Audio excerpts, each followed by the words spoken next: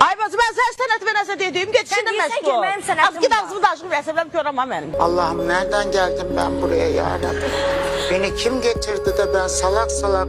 O kişi ki qadına xəyanət elədi. Kişini sil, evladını götür. Gel mənə addım addım, gel mənə addım addım, adını qəlbə yazdım. Gecələr yata bilmirəm. Qarabasmalarım çox olur. Yetənə yetirəm, yetməyənə bir dənə daş atıram. O köydəki Allah'a bak bu kolu bak, Allah'ım dursun eləyirsən. Hansı qaynana gəlinə deyir ki, səni gətir.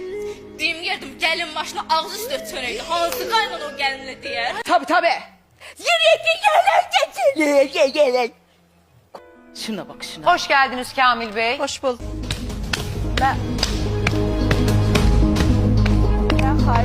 Bu səhər ağlamışam. Niye? Sebep? Nə bilim ağladım.